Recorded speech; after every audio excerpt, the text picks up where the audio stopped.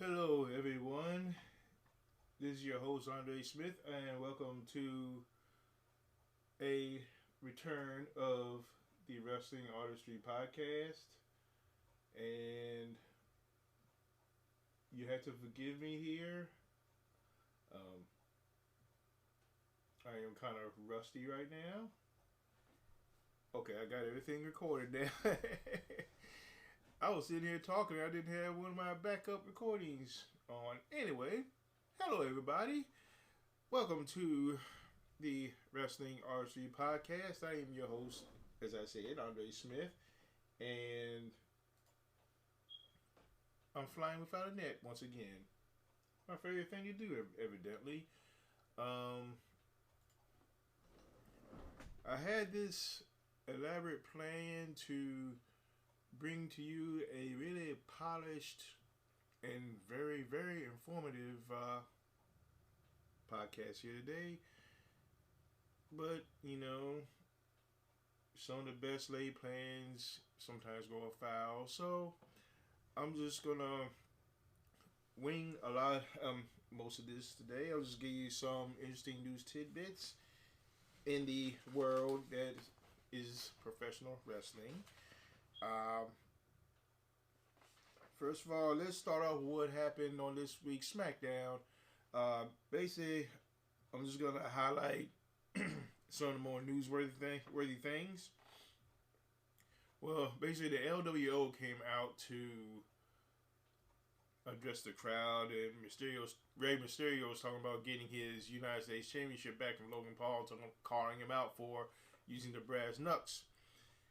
Interestingly, everybody out there that was part of NWO was out there except for Carlito, who came out later. And he basically told Ray that it shouldn't be him, he shouldn't be blaming Logan Paul for it, but he should be blaming Santos Escobar, who happened to had the knuckles in his hand, but then he left them on a ring apron and so that Logan Paul could scoop him up, basically.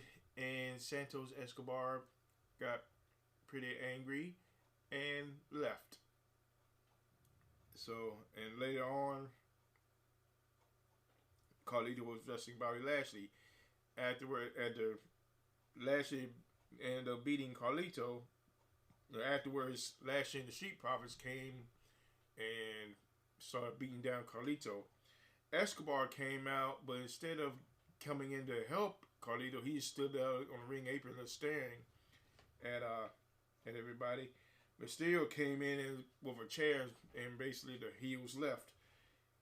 And afterwards, Mysterio and Escobar got into a heated argument.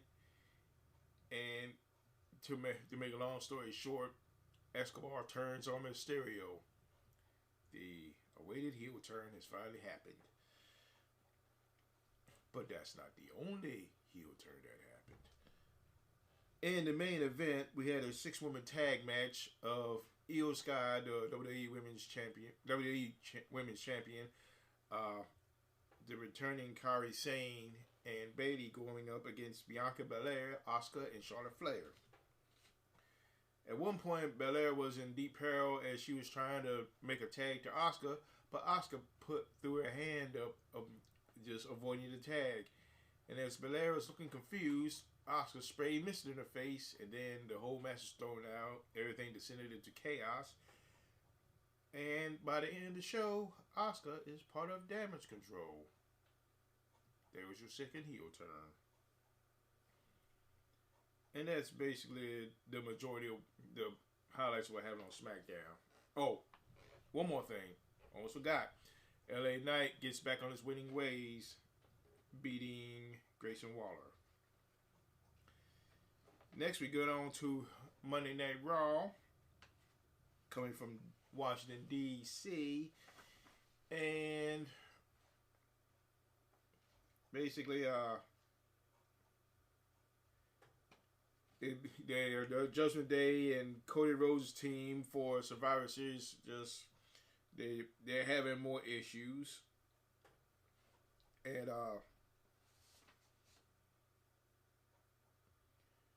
basically, it's just a couple of things happening here and there. Nothing too noteworthy throughout much of the show, except we have another heel turn. Another one that was building up for a while, as Drew McIntyre in the main event, for the tag team championships between Cody Rhodes and Jey Uso and the defending champs Damian Priest and Finn Balor. Drew McIntyre came out to ringside and Jey Uso was out there laying on the floor. McIntyre stares at Uso and proceeds to deliver a Claymore kick, rolling Uso into the ring, and Finn Balor pins him to retain the tag team championships. Afterwards, as the end of the show was coming, Rhea Bloody Ripley, Mommy herself, came out side by side with Drew McIntyre and they shake hands. I'm not sure if WWE is trying to catch what AEW in terms of heel turns or what, but that's a story for another day.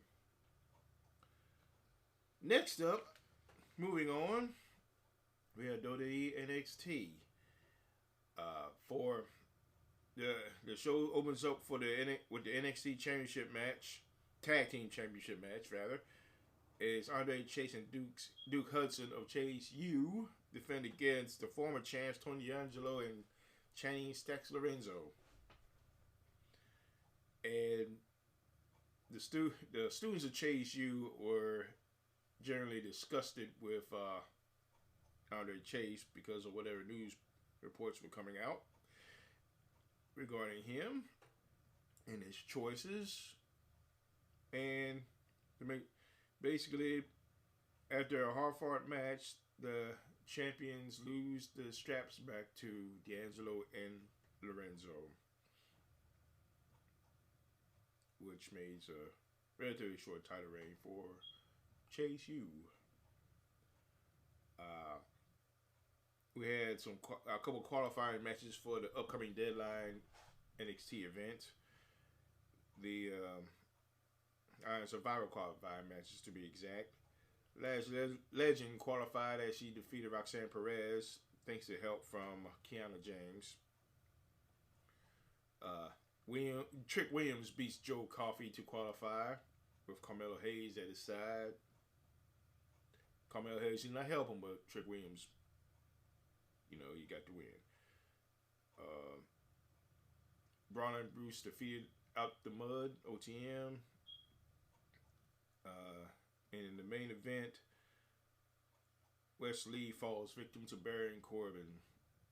And afterwards, NXT champion Ilya Dragunov tried to come out to help out Wes Lee. Corbin caught the champion in the end of the days. But then Dragunov, he gets on the mic and he says, you want a title shot at Deadline, you got it. So the NXT championship match is set. It will be NXT champion Ilya Dragunov defending against Baron Corbin. And that was basically it for the shows this week. Also I happen to be browsing around and I'm gonna go over just a couple of dates that events that happened this week in wrestling history. This comes courtesy of PWInsider.com. And on this day in 1983, history was made when Tony Atlas and Rocky Soulman Johnson defeated Alpha and Sika, the Wild Samoans, to become the first Black WWF World Tag Team Champions in Allentown, Pennsylvania. Again, this happened in 1983. Also, 6 years later, 1989, at the 9th NWA Clash of the Champions event, Nature Boy Ric Flair, who was the world champion at the time, he defeated Terry Funk in an I Quit match during the main event, which brought an end to their feud. And that's it for this edition of the Wrestling Artistry Podcast. And I really hope to bring y'all more episodes. I know I have been slacking quite a bit to say the least. And you know, life happens, and all I can tell you is I'm going to try my best. I know I got to get back on the road. I know there have been times I thought about whether I should even be doing this or not, but you know, whenever I step away, I feel the draw to come back and do it, and you know, I feel it's something that I feel like it's one of the things in life I ought to be doing anyway. So, thank you all for listening, and hope to bring you another episode next week. And until then, fans, so long for now.